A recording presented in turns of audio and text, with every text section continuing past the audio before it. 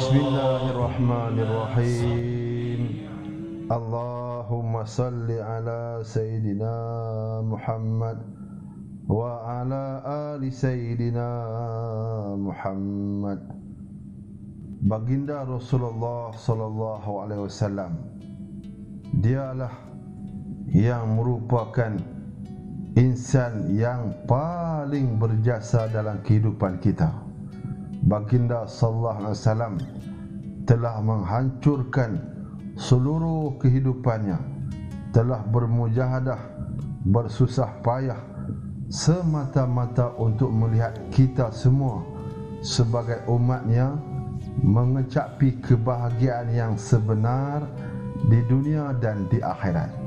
Baginda sallallahu alaihi wasallam hingga ke akhir hayatnya, hingga kalam-kalam terakhir ketika baginda sallallahu alaihi wasallam dipanggil balik bertemu Allah SWT, ketika saat wafatnya baginda Rasulullah sallallahu alaihi wasallam, ialah perkataan ummati ummati ummati.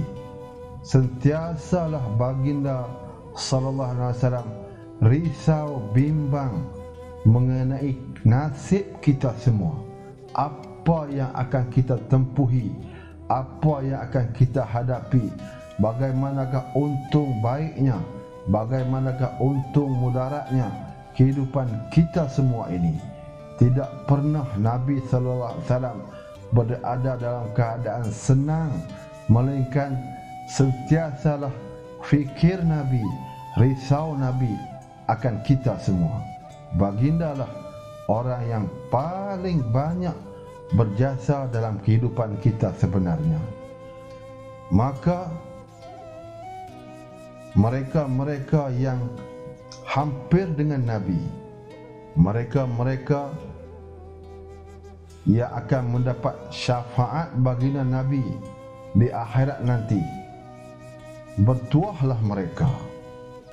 Untuk perkara ini, para ulama salafus solehin kita menganjurkan untuk kita banyak berselawat kepada baginda Rasulullah sallallahu alaihi wasallam.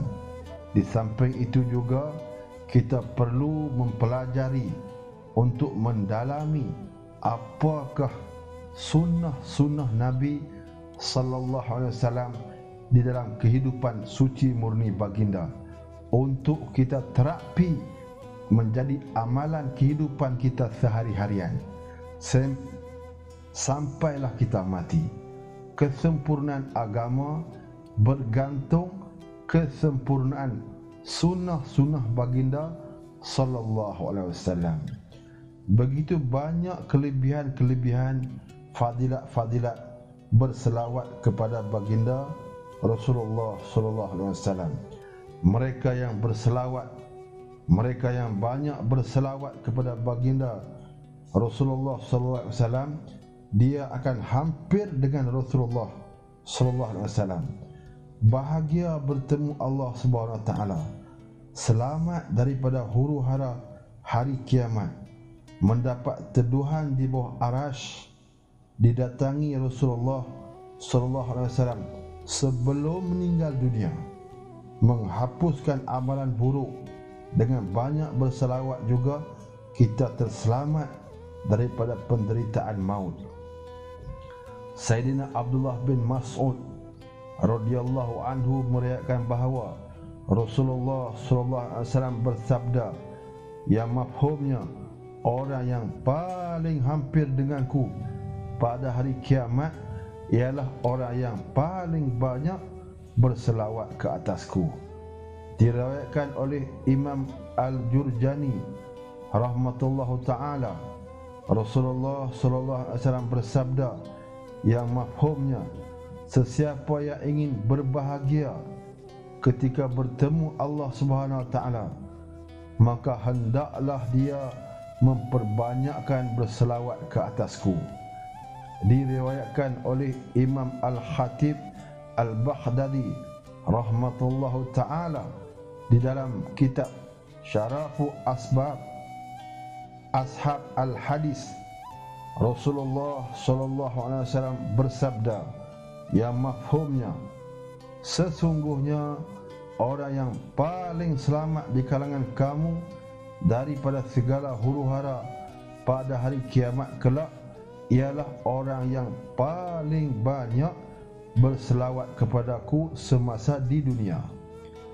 Diriwayatkan oleh Imam Ad-Dailami rahmatullahu ta'ala di dalam kitab Musnad Al-Firdaus daripada Hadrat Anas radhiyallahu anhu, Rasulullah sallallahu alaihi wasallam bersabda yang mafhumnya, 3 golongan yang akan berada di bawah teduhan arasy Allah Subhanahu wa taala pada hari kiamat kelak, di hari yang mana tidak ada teduhan melainkan teduhannya.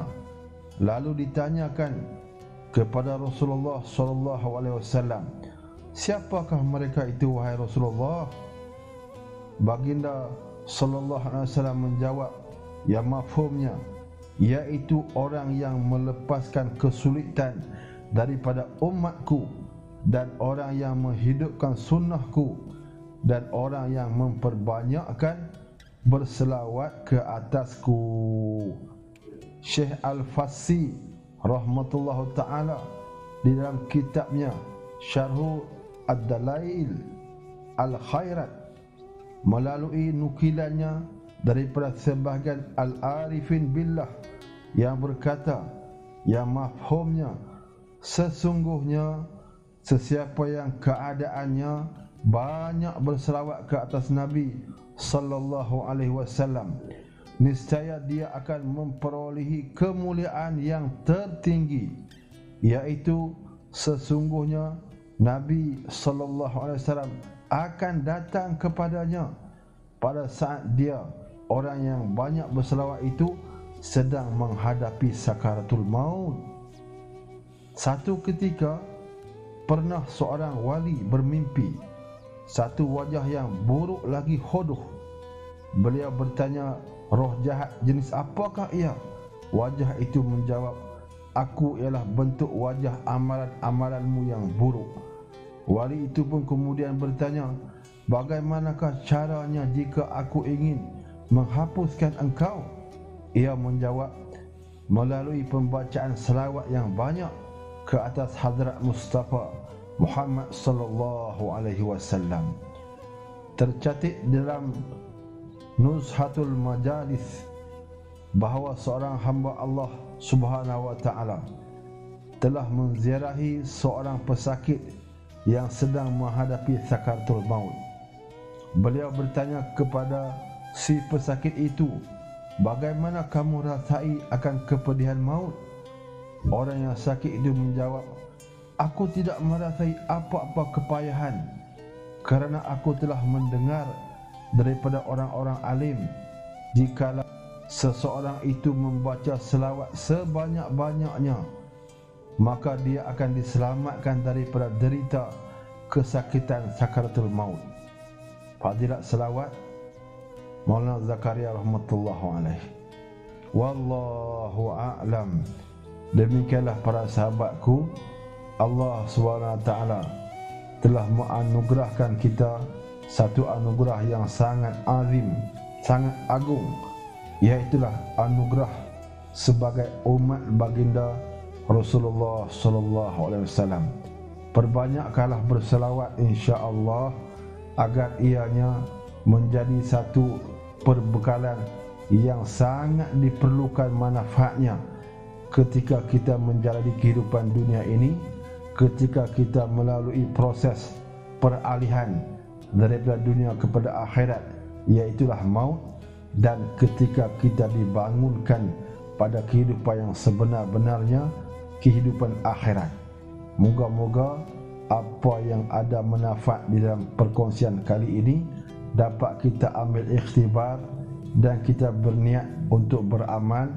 Juga kita sampaikan kepada semua rakan taulan, sahabat handai kita, apa saja kekurangan kesalahan harap dimaafkan, sehingga kita bertemu lagi di perkongsian-perkongsian yang seterusnya. Salam hormat para sahabatku sekalian. salam kasih sayang, salam umat Nabi sallallahu alaihi wasallam. Assalamualaikum.